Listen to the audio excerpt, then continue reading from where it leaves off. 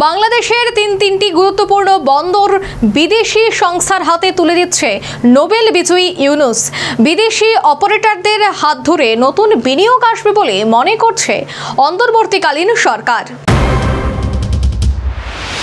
নিজের দেশের বন্দরের খরচ বহন করতে পারছে না মোহাম্মদ ইউনুসের বাংলাদেশ। এবার তিনটি গুরুত্বপূর্ণ বন্দর বৈদেশিক সংস্থার হাতে তুলে দিচ্ছে নোবেল বিজয়ী ইউনুস। বাংলাদেশ নৌ পরিবহন মন্ত্রক সূত্রে খবর, চলতি বছরের শেষে হস্তান্তর সংক্রান্ত চুক্তি স্বাক্ষর করবেন মোহাম্মদ ইউনুস। বাংলাদেশের অন্তর্বর্তীকালীন সরকারের দাবি, বন্দর বৈদেশিক সংস্থাকে দেওয়া হচ্ছে আধুনিকীকরণের জন্য। বাংলাদেশের নৌ পরিবহন মন্ত্রক সূত্রে জানা গেছে, ঢাকার কেরানীগঞ্জের পানগাঁও বন্দরের টার্মিনালের দায়িত্ব বিদেশি সংস্থার হাতে তুলে দেওয়া হচ্ছে।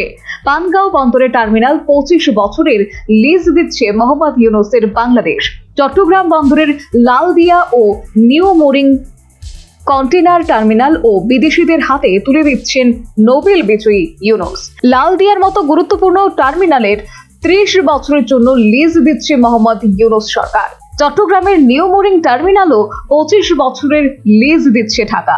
বাংলাদেশের নৌ পরিবহন মন্ত্রক সূত্রে আরও জানা গেছে, পানগাঁও, লালদিয়া ও নিউ মোরিং এই তিনটি টার্মিনাল প্রত্যেক দিন পরিচালনা করতে প্রায় 15,000 মার্কিন ডলার খরচ হয় বাংলাদেশ সরকারের।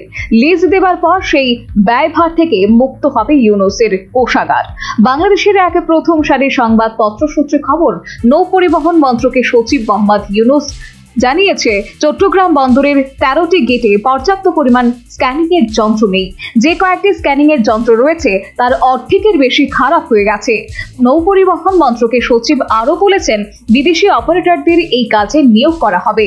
2030-এর মধ্যে 50 লক্ষের বেশি কন্টেনার ওঠানো নামানোর চ্যালেঞ্জ বাংলাদেশকে সামাল দিতে হবে। তাই বিদেশি অপারেটর ছাড়া আর উপায় নেই বলে দাবি মোহাম্মদ ইউনুসের।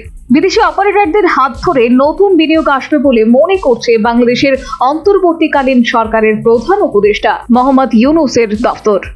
Bureau report, news vanguard.